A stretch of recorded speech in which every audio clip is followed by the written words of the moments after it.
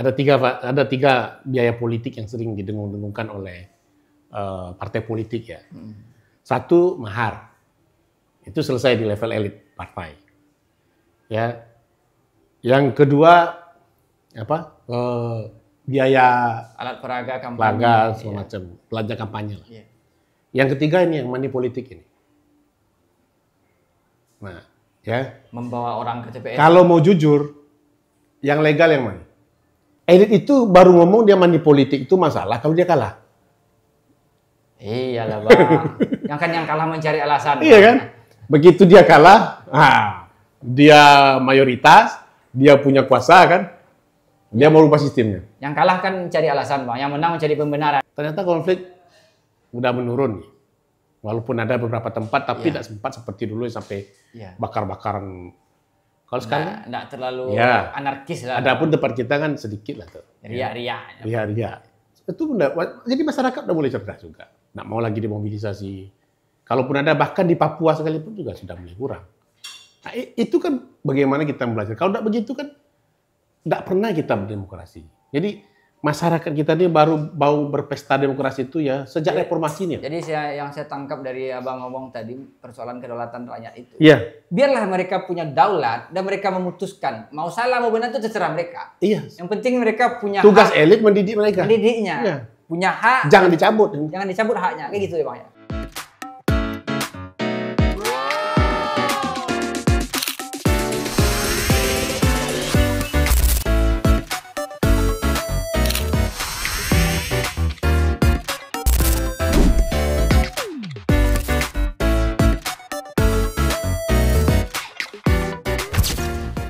Assalamualaikum warahmatullahi wabarakatuh. Kembali lagi di sana, kita berjumpa dengan Obrol Politik, bercerita tentang dinamika politik di Indonesia dan Sumatera Barat. Kita bercerita tentang fenomena sosial, fenomena politik. Kali ini saya kembali sendiri nih, karena rekan saya Adinda Hafiz sedang menikmati liburan di Thailand katanya. Entah berapa hari pula di Thailand, saya sering tinggal sendiri. Ya, pemirsa dan penonton dimanapun berada, kita kedatangan tamu yang luar biasa membahas tentang pasca pemilu ini. Siapakah tamu kita? Kita kenalkan Bang Charles Simabura. Siap. Selamat datang Bang. Selamat apa? Obrol Politik. Terima kasih telah diundang kemari. Ricky Salayo. Orang kampung apa? Nanti dibahas orang kampung. Bang. Saya mau tanya itu nanti tuh Bang. Jadi siapa yang buat kampung?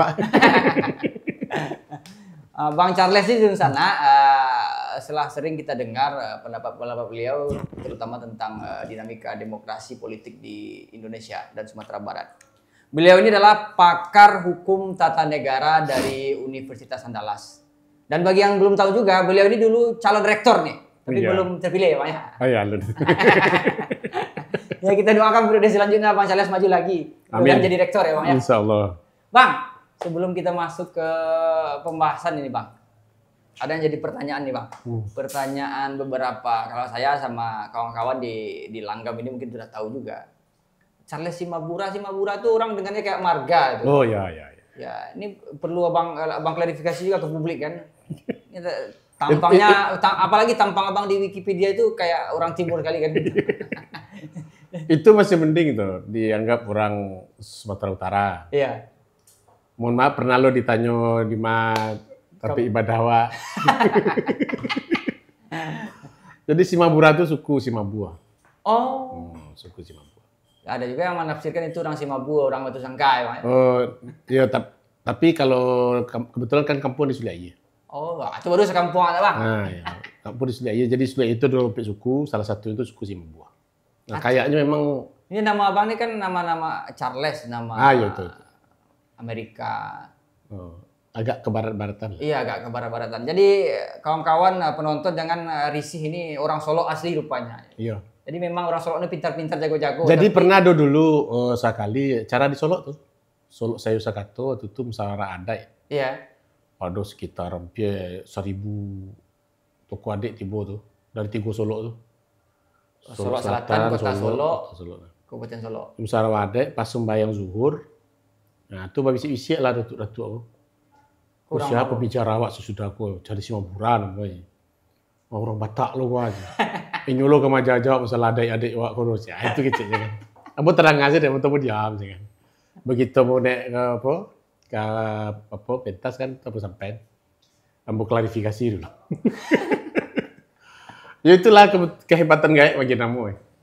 Memang lah jauh jangan. Simabura aku kan agak balahannya ke Simamora. Oh. Jadi mirip-mirip gitu. Iya, iya, iya. Kecek orang. Jadi wajar orang berprasangka ya Bang ya. Suara kari lo kan. Jadi nanti biar tahu kan publik ini jadi catatan sejarah aja Iya. podcast udah Bang kan. Jadi Termasuk waktu pemilihan rektor Batang itu. jadi kalau jadi rektor masalah susu orang-orang Itu ditanya Solo lo asli tuh. jadi rektor. Iya, ditanya lo tuh. Ada kayak kampungan dengan Pak Tafdil sendiri lu. Apa Tabdil dia apa di apa? Sampai bantai lo? Murah apa nih? Morapani. Kota Nol ya? Aku tahu kata ya. Iya. Oke Bang, bincang awak paling itu seputar pilkada Bang. Tapi awak nih Japui pertama itu yang paling menarik itulah statement Pak Prabowo Oke. Di acara Golkar di Batang. acara Golkar, Iya. Rakernas kalau nggak HUT nggak salah, HUT Iya, Golkar, 60. HUT Golkar ke-60. Pak Presiden Prabowo dengan lantang berpidato, berwacana untuk mengembalikan bagaimana sistem pemilihan kepala daerah ini dikembalikan kembali kepada DPRD. Ya. Nah, ini kan menjadi agak gonjang-ganjing juga di publik ya Bang ya. Ya. Beberapa pakar hukum dan termasuk Abang juga sudah berkomentar mungkin di beberapa media massa ya Bang. Ini pendapat Abang bagaimana tuh? Apakah memang betul ini ada agenda dari karena udah datang dari presiden loh Bang. Memang udah betul agenda dari dirancang sudah di istana tapi baru dilontarkan artinya agendanya sudah dirancang tapi dilontarkan sebagai clue mengatakan bahwa menggiring dulu opini pemilihan kepala daerah ini ditukar kembali ke DPRD. Bagaimana pendapat Abang tuh?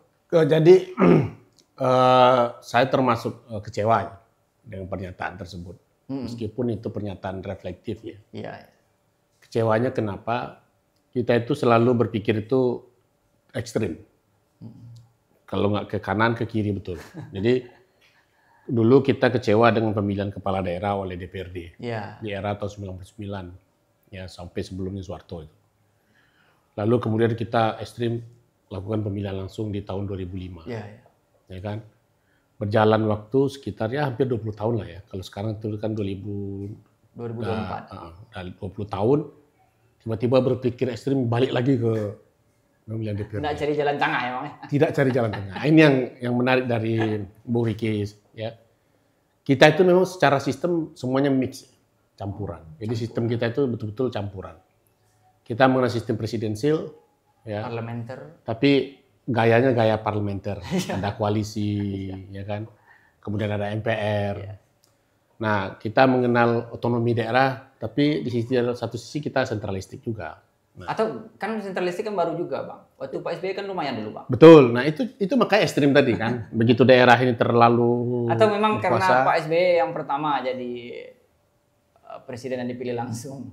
Iya, sebenarnya kan yang harus kita besar-besarkan itu kan dampak positif ya. Iya. Dari pemilihan langsung. Jadi bukan dampak negatif saja. Jadi seolah-olah kan ini yang bicara kan masalah negatif-negatif saja. Iya. Misalnya dampak positifnya kita harus akui. Seorang Joko Widodo itu lahir dari pemilihan langsung. Betul. Ya kan, bagaimana dia membangun karir dari sebuah kota kecil di Solo, pindah ke Jakarta. gubernur, kemudian maju ke presiden RI itu. Nah, itu sebuah pembelajaran baik dalam Terobosan demokrasi. yang luar biasa Bang. Lalu kita bisa lihat juga beberapa kepala daerah yang cukup baik ya. Anggap contoh misalnya ada Ridwan Kamil yang di Jawa Barat deh. Kalaupun misalnya mau ada Anies Baswedan misalnya, udah ada Ganjar, kemudian itu kan orang-orang yang kemudian berkontestasi maju ke presiden. Ya. Lalu ada Kofifa, ada Risma, itu orang-orang kepala daerah. Jadi dan banyak juga beberapa menteri yang kemudian berasal dari kepala daerah. Termasuk kita di Sumatera Barat misalnya ada Pak Pak Gamawan Fauzi, seorang birokrat yang kemudian meniti karir ya dari PNS, kemudian menjadi bupati, 2 periode, lalu menjadi gubernur, lalu menjadi mendagri. Dan saya mendagri sipil yang pertama juga. Iya betul. Nah itu luar Yang biasa. pertama di Indonesia. Dan itu kan karena proses pilkada. secara langsung. Bahwa di sana sini ada persoalan money politik itu ya harus kita tata. Itu yang harus itu dinamikanya. Dinamikanya. Dan jangan kemudian langsung tarik lagi ke belakang. Saya khawatir jangan-jangan ini kan pernyataan emosional. Nah, kenapa? Mungkin ya ada beberapa target-target pemenangan yang kemudian waktu itu didesain sedemikian rupa, tapi nggak tebus gitu kan. Kenapa? Kalau kita ambil cara berpikirnya, sepertinya kan kalau pemilihan DPRD kita udah bisa pastikan, ya koalisi mana yang akan menguasai kepala daerah kita ke depan. Nah itu yang kemudian harus dihitung. Ya itu saya ingat pernyataan itu tuh Bang, politikus PDIP yang baru 4 hari yang lalu kalau salah. Kalau Kim Plus mau merubah sistem demokrasi ini kembali itu gampang, katanya 80% di DPR Kim Plus. Ya betul, betul. Makanya saya tanya ke Abang, ya, betul. Apakah ini memang agenda ini sudah disetting dulu dari istana dengan partai koalisi karena kan setelah Pak Prabowo menyatakan langsung direspon, Nasdem merespon, kan? Betul. Apalagi Golkar kan, Golkar kemarin wartawan saya wawancara di Golkar, menanyakan tentang bagaimana pendapat Ketum Bahlil terhadap mereka sedang godok katanya RUU untuk pengembalian sistem pemilihan kepala daerah ke DPRD ini. Tapi gini Bang, semahal apa ya sistem yang dianggap sistem pemilihan langsung ini Bang? Udah 20 tahun ya? Semahal apa dalam pandangan Abang? Abang 98 Abang aktivis itu? Udah di kampus kan? Ya, sudah. Nah sebelum kita bahas tentang berdarah-darahnya dulu reformasi ini, kan kita kejar lagi sedikit ke sana nanti Bang. Tentu kami adik-adik ini kan mau tahu juga pandangan Abang ini. Pers juga mau tahu kan pandangan Bang Charles itu semahal apa pilkada langsung itu? Kalau kita tarik ke belakang, yang bikin mahal, pertanyaan kan yang bikin mahal itu apa? Variabelnya apa? Ya kan? Ada tiga biaya politik yang sering didengung-dengungkan oleh partai politik ya. Satu, mahar. Itu selesai di level elit partai. Ya. Yang kedua, biaya alat peraga kampanye, semacam belanja kampanye lah. Yang ketiga ini yang money politik ini. Nah, ya. Membawa orang ke TPS. Kalau mau jujur, yang legal yang mana? Coba, Ki jawab nih. Dari 3 komponen biaya ini yang legal yang mana? Yang legal alat peraga. Alat peraga kan ada dana kampanye pakai nomor rekening, dilaporkan, dan diatur sedemikian rupa, tidak lapor gugur. Masalah mahar nggak diatur. Tapi kan masalah money politik diatur tapi nggak pernah tegak aturannya. Jadi dari 3 komponen itu, yang bikin mahal itu siapa? Partai politik sendiri. Mereka yang pasang tarif per kursi itu berapa gitu ya. Ya kalau ini nantilah kita berpikir tentang mundurnya demokrasi ya Bang ya. Mundurnya tentang sistem toh gara-gara mahal ini kita harus kembali lagi ke sistem DPRD. Nanti kita berpikir itu Bang. Itu mungkin pikiran tataran aktivis seperti Bang ke atas lah kayak gitu. Tapi di masyarakat Bang ada pikiran kalau memang kasamahan tujuh modal kampanye ya rancak aja DPRD gitu. Karena untuk jadi calon wakil gubernur saja Bang, ini Sumatera Barat dulu Bang. Nantilah kita berbicara daerah Jawa. Kalau Sumbar ini kan cuma 1 kabupaten kalau di Jawa Barat ya Bang, penduduknya. Apalagi DPT kita cuma 4 juta. Itu di sini ngomong, salah satu petinggi partai juga ngomong, 40 M untuk jadi calon wakil gubernur aja. Dan itu logistik. Logistik untuk partai gitu. Belum untuk dia jalan Bang. Dia punya tim sendiri juga kan, dia punya tim segala macam ini. Nah, ini kan baso-baso orang bodohnya itu Bang, baso-baso masyarakatnya daripada habis-habis mode itu piti. Ancaklah di DPRD selesai. Toh selama ini juga hak-hak rakyat juga diwakilkan ke DPRD katanya. Iya, untuk jalan-jalan untuk apa ya? Iya. Untuk rapat, fintech segala macam. Nah, yang jadi sandaran utamanya itu gini. Kita mau rakyat ini punya daulat langsung atau tidak. Itu perdebatannya sebenarnya. Nah, sini saya tanya lagi. Secara konsep sama-sama demokratis katanya kan. Ini saya balik tanyakan ke Abang lu. Saya potong jawaban Abang. Sejauh apa daulat rakyat hari ini? Abang nih, kan tahulah tentang hukum Iya, tata iya, negara, iya. konsep Iya. tata negara itu. Iya. Yang idealnya kan hanya di dalam buku ini, Bang. Betul. Iya kan? Yang idealnya kan hanya dalam Setuju. pemikiran ahli yang dituangkan ke dalam buku, kemudian Iya. menjadi teori. Tapi ketika sampai ke lapangan, semuanya buyar kan, Bang? Nah, gimana itu pandangan Abang tentang kedaulatan rakyat ini seperti apakah konsep kita udah viral aja kan? Kalau viral baru Ya. diperhatikan gitu. Saya tidak mau bicara mewakili siapa-siapa. Kan saya juga rakyat nih. Iya. Saya sebagai pemilih ya. Iya. Kalau saya ditanya, saya akan lebih suka saya milih langsung. Ya, itu prinsip bagi saya. Yang membuat hilang daulat rakyat itu siapa? Jadi Pelaku kita itu jangan kemudian dicari penyakitnya itu ya. Penyakit itu di mana sih? Yang membuat money politik subur itu siapa? Elit partai. pelaku politik. Ya kan? Kan mereka yang mengatakan rakyat ini kalau tidak dikasih uang, tidak dipilihnya kita.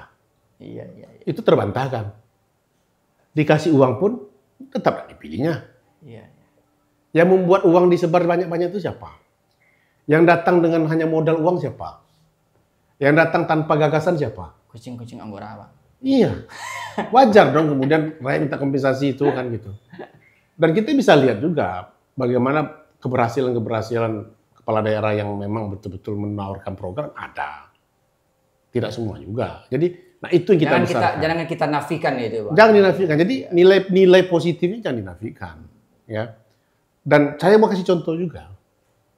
Hanya melalui pemilu lah rakyat bisa berdaulat memberhentikan kepala daerah yang dia tidak suka. Iya, iya, iya. Nah, Sumbar kan?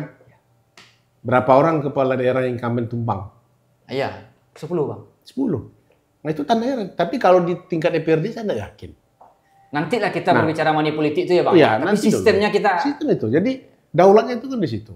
Berarti Kita- Abang sepakat sistemnya tidak. Tidak. Jadi, nah kalau bicara perubahan, ini agendanya kalau mau dibilang Pak Prabowo itu apakah tiba-tiba aja enggak tahu. Tapi saya yakin ini ada imbas dari yang kemarin. Tapi kalau kajiannya Kemendagri udah kaji. Tapi Ya. Dia kasih satu lagi misalnya. Kemendagri kaji dulu banyak ratusan kepala daerah menjadi tersangka kasus korupsi. iya betul. Oke. Ternyata begitu ditunjuk PJ Pekanbaru, Ya, PNS. PNS tunjuk enggak ikut pemilihan. Korupsi juga dia. Ini Itu sama baru satu. aja katanya, Bang. Iya. Kalau yang korupsi yang udah pemilihan, oh, ya dia udah jor-joran habis uang. Nah, kalau ini enggak DPJ Ini juga. Awalnya kan saya agak khawatir nih dulu. Desain PJ yang banyak-banyak se-Indonesia ini, jangan-jangan jadi alat legitimasi juga oleh Kemendagri untuk mengatakan Ya. bahwa Ini bersih. PJ lebih bagus itu. Iya. Ternyata enggak juga kan gitu. Jadi dalil-dalil itu terbantahkan. Dan Mendagri udah kaji waktu itu. Termasuk juga bahkan pernah dibuat undang-undangnya, Undang-Undang 22 tahun 2014 di zamannya Pak SBY. Mana foto beliau? Ya, itu kan Pak SBY. itu kan nggak jadi dilaksanakan, Bang. Keluar Perpu waktu itu. Perpu Itu 2 panas waktu itu. Perpu kan? Saya ikut demo waktu itu. 2014 itu. 22 2014, Ya. keluar Perpu 1 2015. Pak Jokowi waktu itu ngeluarin Pak SBY ngeluarin Perpunya, lalu Pak Jokowi yang menjadikan undang-undangnya. Di akhir masa jabatan Pak SBY, waktu itu keluar tagar Shame on you. Pak SBY lagi di luar negeri itu, Pak Gamawan Mendagrinya waktu itu. Iya, Pak Gamawan. Nah, jadi saya aneh juga seorang yang kemudian terpilih secara demokratis ya, seperti Pak SBY, Pak Prabowo berpikir untuk tidak demokratis. Nah, ini kemudian disampaikan Atau oleh jangan-jangan ini- Stephen Levitsky itu How Democracy Died. Atau dengan konsep manusia itu memang ketika berkuasa itu Ini yang jadi pertahanannya itu jadi gini, dia agak aneh nih, Ki. Elit itu baru ngomong dia money politik itu masalah kalau dia kalah. iyalah, Bang. yang kalah mencari alasan. Iya kan? Begitu dia kalah, dia mayoritas, dia punya kuasa kan, dia mau rubah sistemnya. Yang kalah kan mencari alasan, Bang. Yang menang mencari pembenaran kan. Jadi itu selalu begitu. Jadi dia selalu yang menang tidak pernah mengatakan, berani tidak mengatakan bahwa dia menang karena money politik. Enggak lah. Tapi begitu dia kalah, pasti dia, gara-gara money politik kok. Kok Bang Charles main kok. Kalau nggak bersiram kok udah kalah kok. Nah, tapi begitu dia menang. Nah, jadi seluruh diskusi persoalan-persoalan itu kalau kita pilah ya, bobot terbesarnya itu ada di elit partai kita. Bobot terbesar itu ada di partai politik. Makanya kemudian yang kita dorong itu revisi undang-undang partai politik. Yang kita dorong itu revisi undang-undang pemilu, integrasikan sistem pemilu itu, pilkada dengan pilpres. Yang kita dorong itu bagaimana partai politik, pemilu, pilkada, sama seterusnya. Oh, sistem pemilu. Sistem pemilu. Tiba-tiba yang dimunculkan, yang nggak ada, ini cara bernegara kita juga tidak benar. Sudah ada prolegnas 41 rancangan undang-undang yang sudah disetujui oleh Presiden dan DPR loh. Tahu nggak Pak Prabowo itu? Bahwa kita itu sudah menyiapkan itu dan nggak ada itu ya gagasan untuk pilih kepala daerah itu secara melalui DPRD. Tiba-tiba muncul gagasan ini dan semuanya menyiapkan diri. Atau memang karena udah hasil evaluasi tim, Bang? Nah itu dia makanya. Jadi masanya kita merespon sesuatu yang kemudian ini Pak, ini habis nih kita banyak Pak. kita habis kita nih. 5 tahun ini nggak selesai nih Pak. Dan ingat ya, efek dari kepala daerah dipilih oleh DPRD itu, kepala daerah itu juga nggak akan aman. Jangan salah-salah, tersandera dia. Menjadi kepala daerah dipilih DPRD, secara tidak langsung, pertanggungjawaban kepala daerah itu kepada DPRD. Itu yang bikin kepala daerah itu jadi sapi perah. Atau di masa lalu. Tanggung-tanggung diskusi kita di luar tadi aja Bang, tanggung-tanggung tunjuk aja langsung sama Presiden. Iya, kenapa enggak? Dan ini jangan-jangan juga gini, Ki. Ini cara untuk kemudian memberikan dalil bahwa pemilihan Presiden itu mau dikembalikan ke MPR lagi, jangan-jangan. Sentral lagi kan? Iya. Jadi kalau dia dapat legitimasi ini, ya. Nah, kenapa pemilihan Presiden harus kita kembalikan dong ke MPR? Daerah harus setuju nih. Nah, daerah setuju, ngapain kita? Alasan biaya gitu kan? Kan semua alasan biaya nih Bang. Betul. Nah itu dia makanya. Tapi yang jadi pertanyaan juga nih publik nih Bang, pertanyaan juga, kalaupun toh pemilihan langsung tetap dilaksanakan, kita udah lihat nih Bang, yang partisipasi pemilih ini sangat hancur. Ini saya mau komen itu. Saya tidak peduli dengan partisipasi pemilih. Mau naik, mau turun, itu posisi akademik saya. Karena banyak faktor yang mempengaruhi. Jadi pada suatu ketika dia akan, kemarin waktu Pilpres kan tinggi ya, naik, 83. Iya. Pilkada agak rendah. Ya, banyak hal, banyak faktor. Kan itu yang dievaluasi sebenarnya. Iya. Bukan lalu kemudian ya sudah masyarakat ada namu memilih piala DPRD saya. Enggak juga, jangan begitu dong. Iya kan? Nanti jadi pengangguran komisioner KPU nanti enggak ada pula kerja ya, Bang. Termasuk lembaga survei. Kita pun enggak ada diskusi lagi.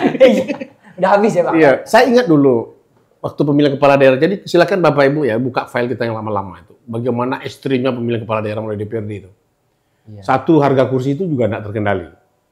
Ya kalau di Solo aja Bang, sekarang kan 40 anggota dewan. Iya kan? Harus dibayar satu-satu. 35 sekarang. Ya. Besok mau 40 rencana. 35 kita harus menguasai separuh kan? Iya, belum konflik internal. Iya. Ada recall, ada yang membelot, bahkan sampai saking anunya, itu anggota DPRD itu sempat itu diisolasi, dikurung Bang. Menjelang hari pemilihan itu. Main di hotel. Nggak boleh kemana-mana dia. Dikurung tuh Bang. Masa iya nurani orang mau dikendalikan begitu. Jadi dari segi pencalonan ditentukan elit, kan hanya kelompok yang disukai elit saja nanti. Tidak peduli dia yang populer atau tidak populer. Ya, saya bayangkan nih kalau pilkada melalui DPRD itu Ridwan Kamil yang jadi gubernur di DKI. Pasti itu Bang. Bayangkan bagaimana jomplangnya aspirasi di bawah itu. Nah ini yang kemudian saya pikir juga mesti dievaluasi. Disimulasikan juga hal seperti itu. Tapi gini Bang, kan banyak juga termasuk Sumbar nih. Baru ingat saya, kalau pilih DPRD, Buya belum tentu menang. Karena kan kita itu koalisi ya, Golkar. Banyak kemarin PAN. Pak Epi kemarin kalau bicara koalisi. Golkar, PAN. Kalau bersuara, suara. Ada PDIP juga. Nasdem. Tinggal kurung satu hotel ya Bang ya. Dibayar sama Pak Epi. Jadi artinya tidak ada negosiasi lah soal hak masyarakat untuk memilih ya Bang. Iya. Terserahlah nanti dinamikanya money politik segala itu yang kita perbaiki. Itu kita perbaiki. Jadi hal itu makanya saya merasakan begini ya. Makin ke sini mungkin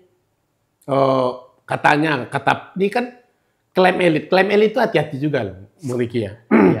Dia habis uang sekian. Pertanyaan kita, habis uang sekian itu untuk siapa? Kan nggak dikaji. Iya. Kan udah tahu lah kita turun sampai di masyarakat berapa itu. Yang membuat dia habis bengkak sekian itu coba di mana? Kalau jadi menteri Bang Saleh saya udah saya telepon kan. Berapa adik-adik Bang di sini deh kan. Iya. Itu kan realistis. Iya. Penelitiannya Burhanuddin tadi, ya di disertasinya itu sudah menemukan bahwa yang sampai ke masyarakat itu tidak sampai dengan 60%. Piramida. Uang. Jadi kalau Dia dikasih piramida itu Bang, terbalik dia. terbalik dia. Ya kan? Kayak wartawan juga dia tuh Bang. Uangnya 1 miliar kan, Iya. yang dia gelontorkan 1 miliar sampai ke masyarakat paling 100-200 juta. Itu udah kenyataan itu. Dulu aja contoh yang real aja misalnya alat peraga kampanye. Iya. Betapa banyaknya dulu alat peraga kampanye yang tidak tersebar kemana-mana kan ditumpuk-tumpuk aja itu oleh tim sukses itu. Itu contohnya itu. Belum lagi duitnya kan. Iya. Turun ke bawah itu. Jangankan dana politik ya. Uang negara aja yang turun dari pusat sampai ke bawah itu disunat-sunat, apalagi nih uang yang tidak jelas ini. Ya kan?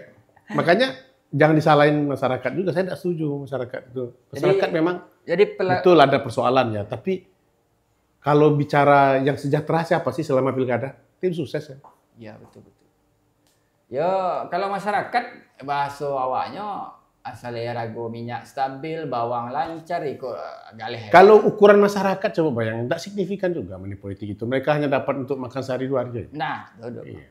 Dan tetap yang jadi ukuran mereka program pemerintah. Jadi salah ya saya ingin mengatakan bahwa uang itu menjadi faktor penentu utama orang memilih. Tidak. Udah ada buktinya sekarang. Udah banyak. Incumbent yang tumpang-tumpang itu kan kurang apa dia? Kabupaten Solok kampung apa? Nah, kampung kita. Kurang apa uangnya? Tapi gini Bang, ada juga yang berpandangan pengembalian sistem ke DPRD ini termasuk dengan pencalonan mungkin kembali ke nomor urut segala macam itu ya Bang ya. Itu juga salah satu jalan untuk memperbaiki kader-kader partai kualitas-kualitas yang tampil ke publik. Karena kita sama-sama tahu lah Bang ya, Bang sama-sama lihat lah sekarang. Ini saya langsung jawab. Saya betul-betul merespon ini. Sekarang siapa yang mengkhianati kadernya sendiri? Lagi-lagi masalah itu di partai. Partai politik Bang. Jadi kita tahu kan beberapa banyak kader-kader partai, pimpinan-pimpinan partai yang gagal maju pilkada. Betul. Gara-gara settingan-settingan kemarin. Jadi jangan salahkan rakyat dong, jangan salahkan publik. Ketika kader partai itu yang gagal itu, justru kan siapa yang mengkhianati? Jadi ini persoalan komitmen partai. Ketua-ketua partai banyak loh yang ingin maju, tapi tidak jadi dicalonkan oleh partai lain. Bang Charles di partai ini, di partai A, B mau maju tetap juga ada nih uang logistiknya ada. Damas Raya. Ya. Pak Adi Gunawan, ketua Golkar. Nggak dicalonkan sama Golkar kan? Di Solok Selatan, ketua Gerindra, nggak dicalonkan. Coba yang, jadi siapa yang mengkhianati itu semua? Bukan masyarakat, partai sendiri. Jadi persoalan itu di partai. Enak aja mereka nyalain masyarakat. Lalu saya jangan-jangan ini berbutuh riset lebih lanjut ya. Kenapa orang kemudian turun pemilih itu? Karena tadi saya jawab itu partisipasi itu. Bisa jadi memang masyarakat cerdas. Harus begitu, positifnya begitu. Mereka tidak suka calon yang tampil. Ya. Pilgub kemarin lah. Ya, Pilgub lah contoh. Orang mungkin sudah tahu Buya akan menangnya. Misalnya, sudahlah, nggak salah. Atau memang ingin tahu Buya akan menang dan kemudian mau deko saya sudah nggak salah. Dipilihnya Pak Epi kakak lainnya, misal gitu. Bisa jadi itu karena mau tidak punya pilihan. Ya kan? Masyarakat disuruh dengan atau memang kemudian ya daripada suaranya dirusak, biarlah hilang. Jadi variabelnya banyak. Tapi berarti memang tidak juga efektif pengembalian itu untuk pengkaderan yang baik ya Bang? Enggak. Enggak. Mau, karena kan ujung-ujungnya kan tetap partai politik yang akan mencalonkan. Yang menentukan nomor urut nanti partai politik tetap. Juga kan? Ini kan persoalan memilih. Sudahlah, kita bagi-bagilah kedaulatan itu ya. Pencalonan sudah Pak. Kita udah kasih ke partai. Udah kan? Silakan tentukan siapa yang mau Bapak calonkan, siapa yang mau kami pilih. Bahkan rakyat dan sukarela ayo kotak kosong sekalipun. Pasuan lah deh Pak. Itu udah Mas Ryan. Tetap rakyat menerimanya. Sekedar untuk berpartisipasi sekali 5 tahun sebagai pesta demokrasi, pembelajaran pendidikan politik tertinggi ya. Mengikuti pemilu itu. Karena kan kapan lagi ajang pendidikan politik pemilu? Kapan lagi kita mendengar orang berdebat ya walaupun tidak terlalu berpengaruh, nggak apa-apa. Sekedar untuk menguji nalarnya. Kapan dia bisa mendengarkan program kerjanya? Kapan walaupun calon itu datang ke tempat dia? Ke pelosok-pelosok. Kalau besok kita datang lagi. Belusukan-belusukan mode Gibran, mode Kaisang nggak ada lagi. Mode Pak Jokowi yang masuk bandar nggak ada lagi. Ngapain ini masuk bandarnya kau milih DPRD? Lah, sedia seletas pada orang tadi. Nah, hanya untuk itu kemudian rakyat ini berdemokrasi. Setelah itu 5 tahun lagi Bapak tipu-tipu lah, itu kasarnya kan. Sembarang depak lah. Yang penting sekali kok lagi lah kami kesempatan. Calon lah Pak pilihan kok. Kota kosong cepat jadi dua lah. Berarti siap terjun ke jalan lagi ya Bang, kalau dipaksakan Bang? Mudah-mudahan nggak terjadi lah. Kalau sekarang kan kita bisa ke Mahkamah Konstitusi. Nah kalau kalau orang yang baca sejarah, yang tahu dengan sejarah bagaimana reformasi itu diperjuangkan, ya Bang ya. Jadi sistem itu diperbaiki, bukan digonta-ganti. Jadi ini yang kemudian saya pikir ya harus kita. Nggak tungkunya udah dialir. Kok salah kayunya dicari. Kayunya cari nakari. Yo, ndak rancak api masak di kok apa kok sumbiang tungku kok. Tungku kok. Kok rusak tungku kok, lihat tungku kok dia. Karena kalau begitu kita tidak akan pernah belajar. Saya termasuk optimis ya, lihatlah. Dulu yang jadi alasan tahu lagi, konflik. Iya, betul. Ya kan? Ternyata konflik udah menurun nih. Walaupun ada beberapa tempat tapi tidak sempat seperti dulu sampai bakar-bakaran. Kalau sekarang enggak terlalu anarkis lah. Adapun tempat kita kan sedikit lah tuh. Ria. Itu jadi masyarakat udah mulai cerdas juga. Nggak mau lagi dimobilisasi. Kalaupun ada bahkan di Papua sekalipun juga sudah mulai kurang. Nah, itu kan bagaimana kita belajar. Kalau tidak begitu kan tidak pernah kita berdemokrasi. Jadi masyarakat kita ini baru berpesta demokrasi itu ya sejak reformasi ini. Jadi yang saya tangkap dari Abang ngomong tadi persoalan kedaulatan rakyat itu. Iya. Biarlah mereka punya daulat dan mereka memutuskan mau salah mau benar itu terserah mereka. Iya. Yang penting mereka punya tugas elit mendidik mereka. Mendidiknya. Iya. Punya hak. Jangan dicabut. Jangan dicabut haknya. Kayak gitu ya Bang ya. Sama kayak kita ngajarin anak berjalan kan. Kan kadang dipapah, kadang dilepas gitu. Iya. Ada digendong sana gitu. Lamu mana anak udah kek sih. Nah, ini kapan dia bisa? Menurut Abang nih, salah satu cara mengkader yang baik itu di partai politik gimana hari ini? Kami sudah mengusulkan dulu di revisi undang-undang partai itu. Bagaimana misalnya untuk pencalonan itu ya. Kadang-kadang udah jadi sekretaris partai, udah jadi. Tidak bisa juga mencalon. Nah, itu yang sebenarnya kita dorong. Jadi salah satu kita dorong itu memang. Mungkin kalau kita wawancara sampai ke detail-detail Bang, mungkin sejak zaman Amin Rais masih teriak-teriak pakai mic, dia udah jadi kader partai sampai sekarang nggak calon-calon kan? Dan Amin Rais kan kembali juga partai keluarga juga ini. Iya. Namanya Partai Umat tapi jadi keluarga apa Bang? Apa itunya Bang? Pengkaderan. Pengkader. Lihat Golkar, itu partai yang punya kader. PDI.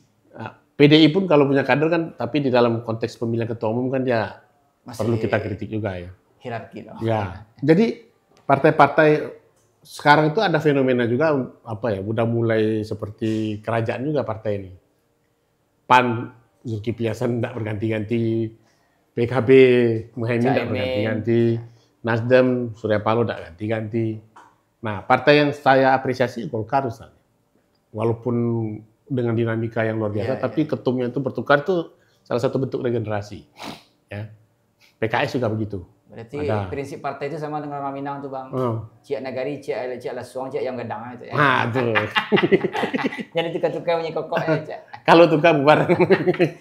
Nah, pesan Abang nih Bang terhadap sistem membuka mata netizen juga, mata generasi Z, Gen Z lah ya, tentang wacana-wacana elit. Iya. Gimana pesan-pesan Abang untuk masyarakat lah ini? Jadi saya mengatakan begini, semua ini kan pendidikan politik ya, civic education itu ya, pendidikan kewarganegaraan itu penting bagi kita. Nah, ajang pemilu itu salah satu poin terbesarnya. Jadi ketika ada persoalan-persoalannya, kita perbaiki persoalan itu. Ya, jangan kemudian gonta-ganti sistem. Dan tadi saya sudah katakan bahwa kita harus lihat problem terbesarnya itu bukan di masyarakatnya, tapi di partai politik. Nah, jadi mereka yang tidak mau berubah, mereka tidak mau berubah, kita yang disalahkan. Kekuasaannya enak gitu, Bang. Nah, itu dia. Makanya mau semau-maunya mereka aja. Nah, makanya saya mengatakan kalau ini terjadi ya harus dilawan, nggak ada cerita. Ya, kedaulatan itu harus direbut, karena tidak akan pernah diberikan. Ya. Kalau kita pasrah aja kepada partai politik, buktinya itu sudah kita punya diambil lagi sama dia. Iya. Nah, memang haknya hak veto lah jadi Bang. Iya, meskipun orang mengatakan Indonesia musyawarah mufakat dan segala macam, itu kan bagian dari musyawarah mufakat juga ya. Bagaimana orang kemudian dalam era sekarang datang beramai-ramai untuk menentukan pilihannya. Kalau nggak begitu kita nggak pernah belajar ya. Nggak pernah belajar untuk bagaimana menggunakan Bagaimana suara kita itu daulat dengan benar. rakyat mengatakan bahwa kami tidak suka dengan calon itu. Iya. Kami menang kotak kosong katanya di Nah, Pinang kan. Pangkal Pinang Iya, itu iya, contohnya iya, kan. iya, iya. Nah itu kan, lalu sakit hati dia. Iya. Nah, lalu dikatakan rakyat ini tidak betul ini, ya kan? Tidak bisa nih kita pilih DPRD lagi. Jadi jangan bilang daulat rakyat tuh hanya berfungsi untuk macam-macam, itu buktinya pilkada, Bang. Iya, gilirannya begini-begini, apa di Rakyat yang salah. rakyat salah. Giliran menguntungkan. Tidak dah. Giliran menang dia kan. Sedikit Bang, tentang fenomena pilkada di Sumbar ini gimana Bang melihat nih? Dengan 10 incumbent yang tumbang ini Bang. Hebat ya, kalau saya, ya itu tadi, buah dari pemilihan kepala daerah kan. Kita bisa merasakan. Jadi, logikanya itu kan begini, kalau saya dipilih oleh DPRD, kira-kira siapa yang mau saya servis? Ya masyarakat lah. Enggak dong. Oh dipilih DPRD maksudnya? Oh ketua partai lah? Ya partainya lah. Sekarang aja kan kepala daerah itu merasa itu dengan program-program pokir dan segala macam itu. Itu tidak dipilih oleh rakyat. Iya. Bayangkan kalau dia dipilih, itu tidak dipilih DPRD, bayangkan kalau dia dipilih DPRD. Program-program pemerintah itu jangan-jangan sudah menjadi bancakan aja tuh nanti. Dan ini Bang Charles ini tidak milih isi kemarin. iya. Dan ya pas saya, logikanya kan saya akan pasti menservis anggota DPRD dong. Apalagi kalau saya mau maju 2 periode lagi. Iya kan? Ngapain saya datang ke masyarakat? Saya tinggal bilang aja kalau masyarakat nuntut saya, gimana lagi DPRD minta begitu? Saya dipilih mereka. Putus itu. Jadi bukan hanya dampaknya bukan hanya sekedar hilang hak kita mencoblos. Iya. Akuntabilitas si kepala daerah juga. Dan lihat di birokrasi ya. Di birokrasi itu, kapan birokrasi kita itu mau melayani rakyat itu? Nggak ada. Melayani bosnya nih. Tuh pidato Pak Prabowo aja gimana tuh Bang? Kan? Sekian puluh triliun untuk jalan-jalan ke luar negeri lah. Besok dia ke Mesir kan? Jangan ke luar negeri katanya, kecuali ke Mesir kan gitu. Jadi memang agak Dulu saya agak respect sama beliau waktu saya minta maaf ya karena harus pergi ke yang pertemuan di Amerika ya. Iya. G8 apa berapa tuh ya. Ini minta maaf saya. Waktu itu kan minta maaf dia. Iya. Nah, tiba-tiba kemarin besok ke Mesir pula dia lagi. Ini kan kontradiktif. Nah, kalau ke Mesir tuh kan ada sejarah panjang di situ Bang, sejarah peradaban mungkin Ya, nilai-nilai. makanya jangan bilang statement begitu gitu. Jadi kalau mau populer, ya kan, itu kan statement-statement populis. Ternyata nggak bisa diimplementasikan. Kalau nggak bisa diimplementasikan, cukup di rapat kabinet aja. Iya. Nah, babisi ke anggota kabinet tuh, awas supaya keluar negeri ya, kecuali Embo gitu. Kok diumumkan di muka orang rame. Nggak boleh keluar negeri. Baru berapa hari yang lalu. Nah, besok ke Mesir beliau kan. Jadi kan kontradiktif jadi. Tapi menurut kacamata Abang bisa gol nggak nih soal DPRD ini? Karena sekarang yang berkuasa. Kalau dipaksakan bisa. Ya, apa sih yang nggak bisa? Undang-undangnya sehari bisa. Iya. Makanya kan kemarin waktu yang pilkada mau di MK itu ditolak itu kan MK 60 itu ya? Reaksi publik kan luar biasa. Saya nggak tahu juga nih. Jadi saya menghimbau nih ke Pak Prabowo, sudahlah. Ngapain sibuk dengan diskursus ini? Mending fokus ke program Bapak. Saya setuju ya. Apa yang sudah beliau canangkan itu udah jalan lah. Iya. Ini besok mau debat pajak 12% pula lagi. Jangan nambah masalah yang bikin marah Pak masyarakat. Kalaupun mau Bapak terapkan, ya kan 5 tahun lagi juga. Iya. Ngapain kita perdebatkan sekarang, Pak? Fokus aja ke situ. Walaupun saya sebenarnya mending kita fokus lah. 2025 ini kita perbaiki undang-undang pemilu kita. Jangan dibalik lagi seperti itu. Jadi ada hal-hal yang lebih substantif ya yang bisa kita bahas bersama dan itu tidak menimbulkan pro kontra. Dihabiskan energi ke sana. Habis energi kita ke sana. Pajak lagi yang mau naik. Ya kan? Nah, belum lagi ini realisasi janji-janji beliau. Iya. Katanya mau fokus untuk itu dari 2005. Kita baru wacanain tapi nak mau ribut kan gitu. Tapi beliau sendiri yang kemudian ini saya pikir harus dihentikan lah untuk wacana ini ya. Dan Presiden juga karena beliau mulai mestinya tertarik dulu statementnya itu.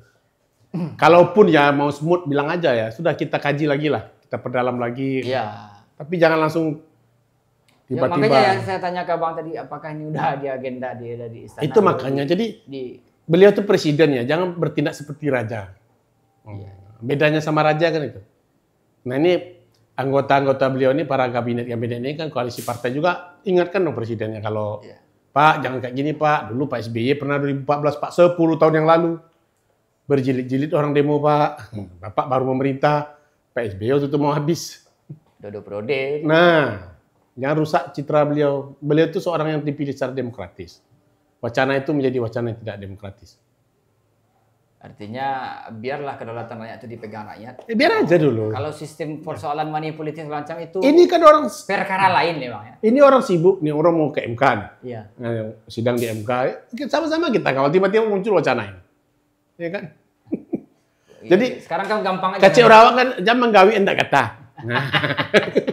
Ya kan? Nah, enggak tahu sih digawi. Enggak kata jadi gawi.